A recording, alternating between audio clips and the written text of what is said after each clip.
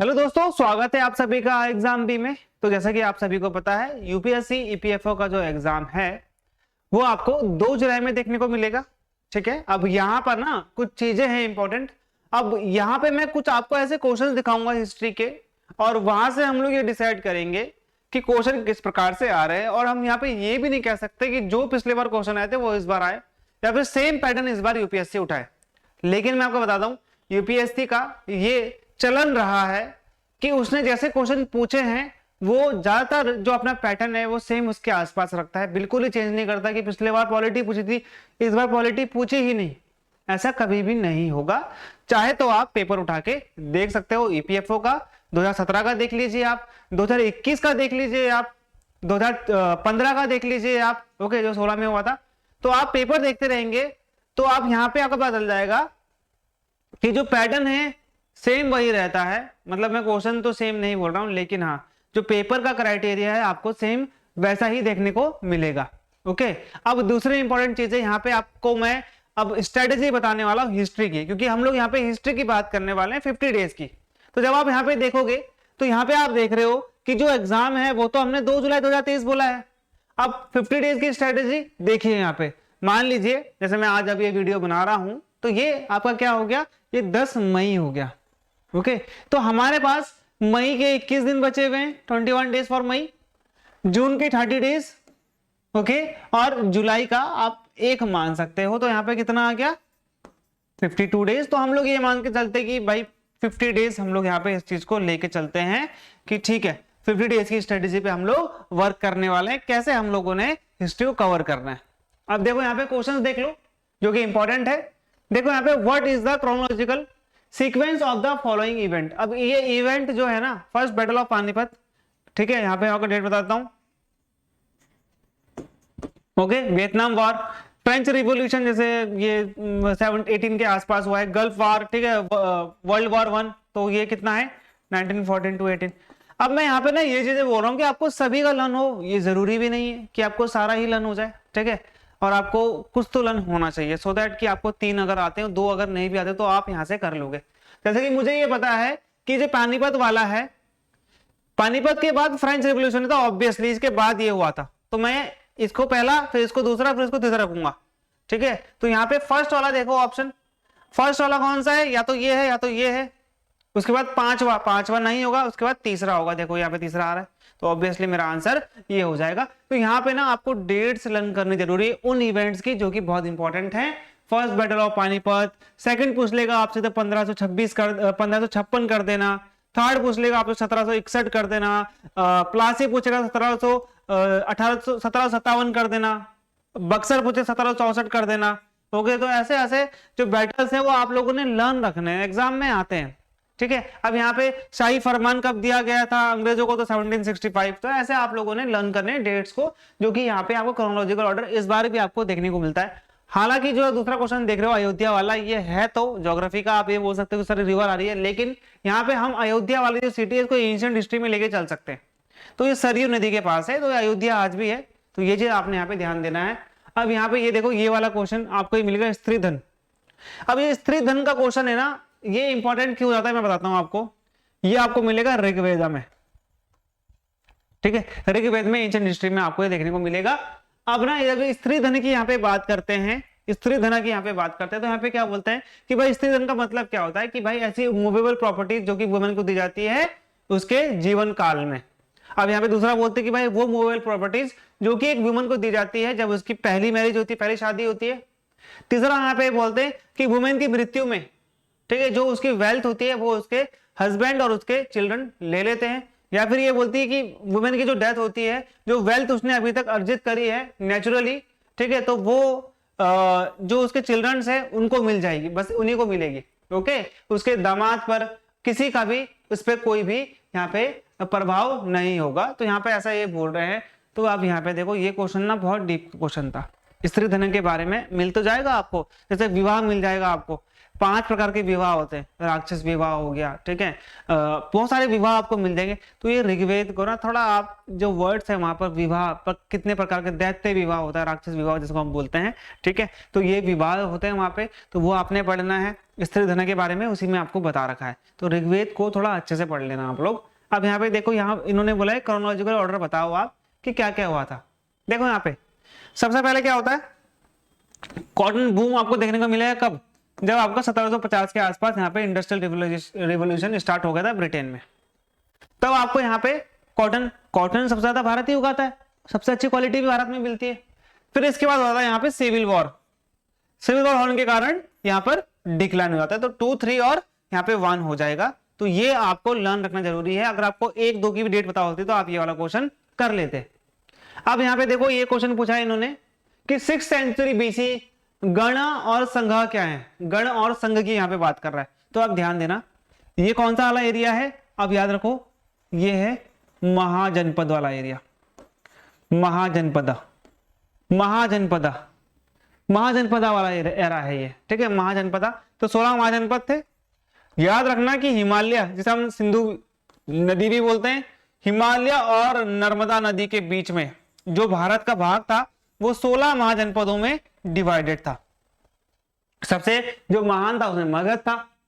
तो महाजनपद भी आपने अच्छे से पढ़ना है। आप देखो कितना डीप, ये वाला क्वेश्चन बहुत डीप था। ये तो जो यूपीएससी की तैयारी कर रहे हैं डीपली वाले, वो इसको अच्छे से पढ़ लेंगे और अच्छे से कर भी लेंगे।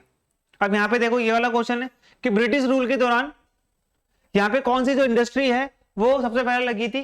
तो यहाँ पे आपसे पूछा cotton textile industry and chemical industry. Chemical industry तो नहीं लगी थी ना भारत में कभी भी, तो जहां पर आपको केमिकल मिलेगा वो आप हटा दो, ये वाला भी केमिकल हटा दो आप सीधा, ठीक है। तो यहाँ पे क्या हो जाएगा आपका सबसे इंपॉर्टेंट, आप यहाँ पे देखोगे कॉटन की लगी थी, फिर जूट की लगी थी, ऐसा करके आपको याद रखना है कि भाई कौन सी है यहाँ पे इंपॉर्टेंट आपके लिए। चाहे ये है आपका, ये दोनों तो हो ही नहीं सकता है, ऐसे आपने एलिमिनेट भी करना है। ऐसे आपने यहाँ पे जो वेरियस इवेंट हुए थे जो कि हमारे इकोनॉमी से रिलेटेड थे वो आपको लर्न करना है। अब देखो, अब मैं यहाँ पे आपको बताता हूँ कि ये है आपका 50 डेज वाला प्लान। तो आप क्या करेंगे, जैसा कि यहाँ पे आप ध्यान रखो, हिस्ट्री होता है, हिस्ट्री के 3 पार्ट होते हैं। पहला हो गया यहाँ पे आपका एंशिएंट हिस्ट्री, दूसरा यहाँ पे हो गया आपका मीडिएवल यानी कि मध्यकालीन भारत, तीसरा हो गया यहाँ पे आपका मॉडर्न हिस्ट्री, ठीक है। तो प्राचीन भारत, प्राचीन काल बोल सकते हो आप इसको, प्राचीन इतिहास, ठीक है, प्राचीन इतिहास। मेडिवल को बोलते हैं मध्यकालीन इतिहास, और मॉडर्न को बोलते हो आधुनिक इतिहास, ठीक है। तो ये हो गया आपका, यहाँ पे 3 चीजें हो गई यहाँ पे आपकी क्लियर।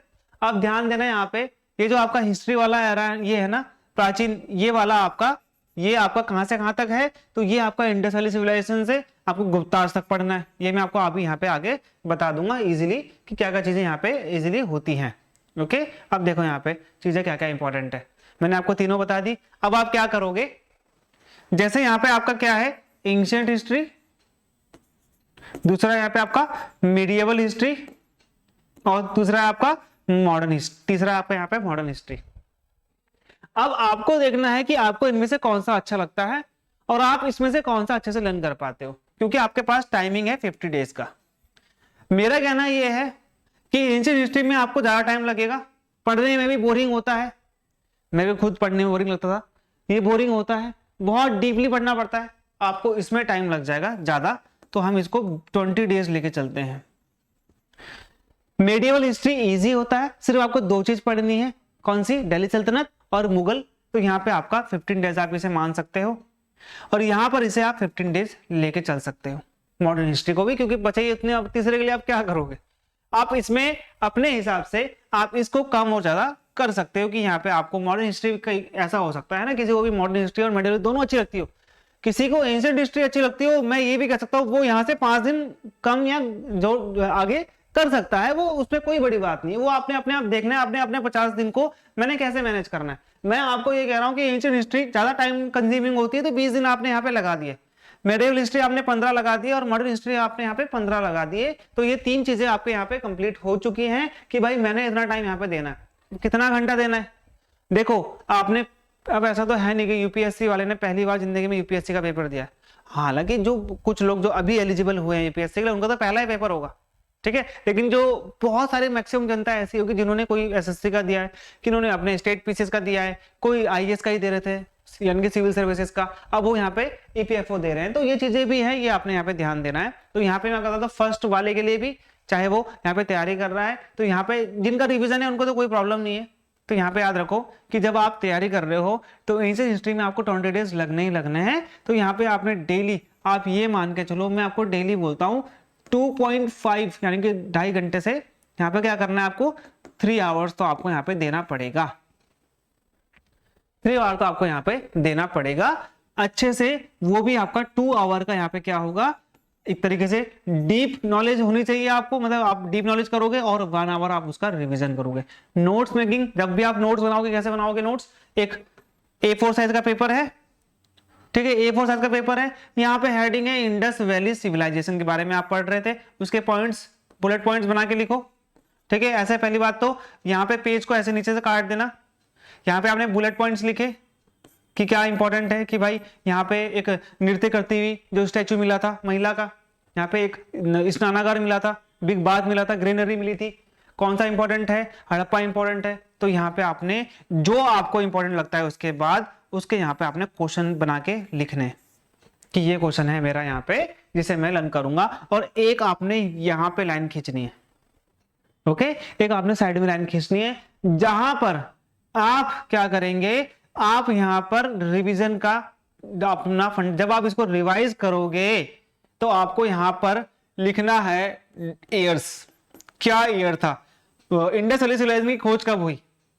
हड़प्पा सिविलाइजेशन की खोज कब हुई, ओके, राखालदास बनर्जी ने कब खोज करी, पहली बार खुदाई कब हुई, ये आपने यहाँ पे ईयर्स लिखने, यहाँ पे आपने क्वेश्चंस लिखने, आपने समझ गया आप कि कैसे नोट्स बनते हैं। नोट्स ऐसा नहीं है कि ये पेज उठाया और आप लिखने चले गए, वो ऐसे तो कोई भी कर लेगा, ऐसे कोई बड़ी बात नहीं है उसमें। नोट्स बनाने का प्रक्रिया थोड़ी इसमें अलग होती है। देखो यहाँ पे जब आप एंशिएंट हिस्ट्री की तैयारी कर रहे हैं तो यहाँ पे इंडस वैली सिविलाइजेशन पढ़ लेना अच्छे से। ये हो गया आपका 2500 बीसी से 1750 बीसी के बीच में इसका टाइम है। ये टाइमिंग भी आपसे कई बार पूछी जाती है। 2500 ये 2600 मत मान लेना इसको, 2500 1750।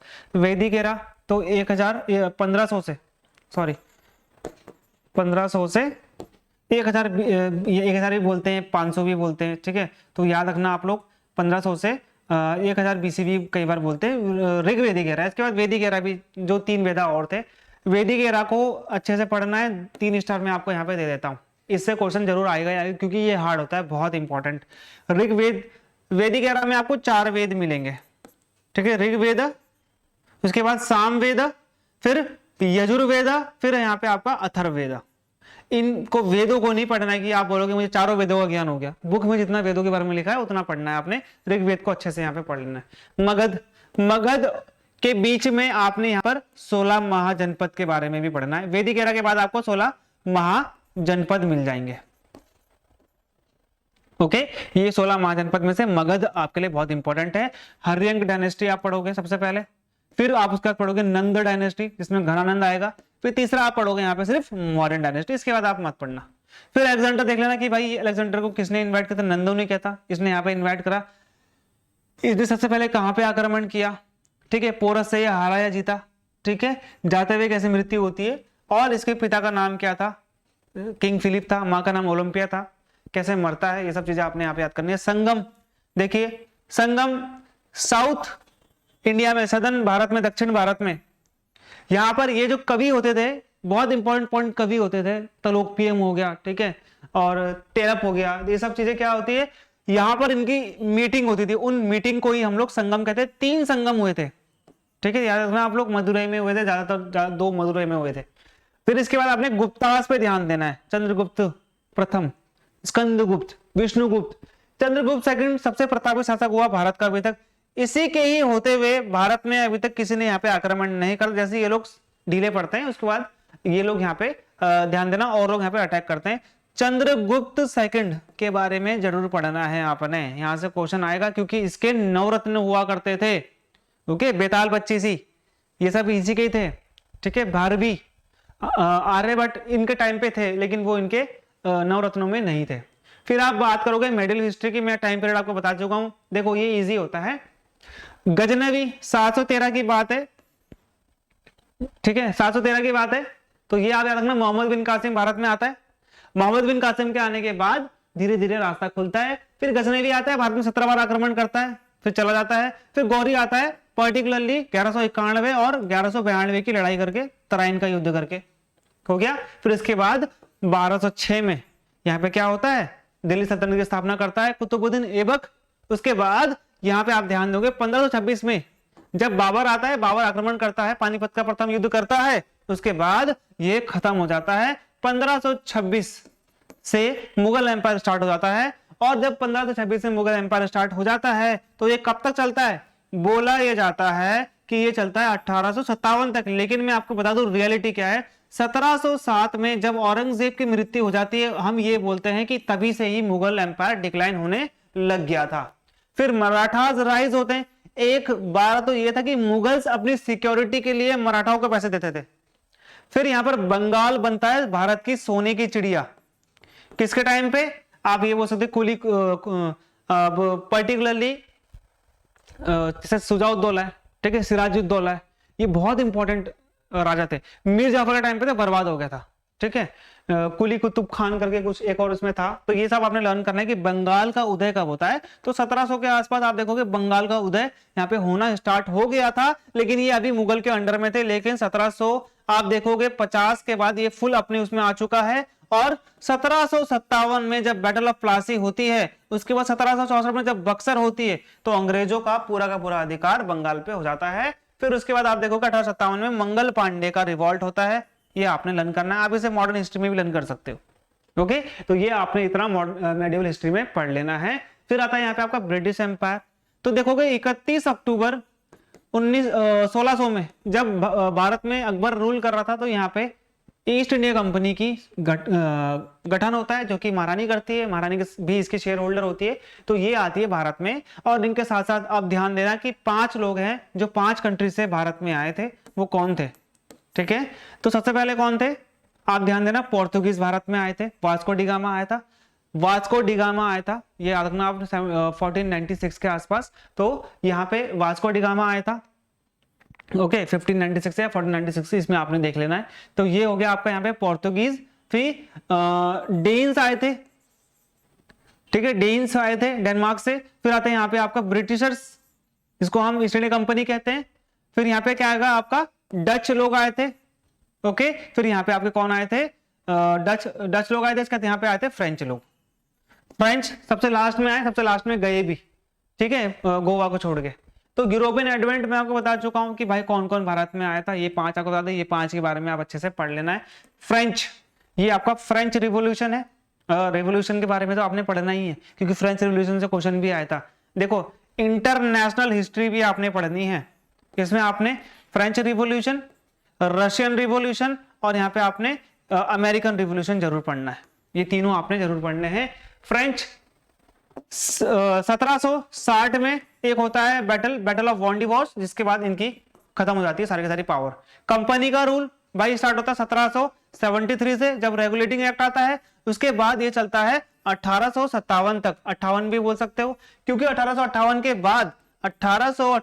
बाद ये 1947 तक कौन राज करता है भारत में, महारानी राज करती है। फिर उसके बाद गवर्नर जनरल इन्हीं टाइम पीरियड के बाद बने थे, वॉइस रॉय बने थे। फिर तो इन सभी का जो इंपॉर्टेंट चीजें हैं, जैसे कि किसने यहाँ पर जो फोर्स्ड लेबर है उसको बैन किया, किसने यहाँ पर एजुकेशन पे को बढ़ावा दिया, कौन से चार्टर एक्ट आए। तो ये आपने इंपॉर्टेंट चीजें पढ़नी है। एयर जरूर लर्न करना, एयर जरूर लर्न करना है आप लोगों ने। और एयर लर्न करने में प्रॉब्लम बहुत आती है, इसलिए रिवाइज ही उसकी एक तरीके से आप बोल सकते हो टॉनिक है, एक दवाई उसको लर्न करने के लिए, ठीक है। तो ये था गाइस हमारा एक तरीके से जो वीडियो है, जो कि आपको कैसे 50 दिन में कवर करना है। मैंने आपको टॉपिक बता दिए, वो टॉपिक आपने कवर करने हैं। आपको 3 घंटे लगते 3 घंटे में करो, 4 घंटे लगते 4 घंटे में करो, लेकिन एक दिन में एक टॉपिक जरूर कंप्लीट करना, ठीक है। तो ये था आज का हमारा वीडियो। कोई क्वेश्चन है मुझे कमेंट में जरूर लिख के बताना, मैं जरूर आपको आंसर करूंगा, हेल्प करूंगा आपकी, क्योंकि दिन कम रहेगा। आप अपने आप में यहाँ पे सीरियसली पढ़ाई करनी है। ओके, तो मिलते हैं हमारे अगली वीडियो में, तब तक के लिए गुड बाय।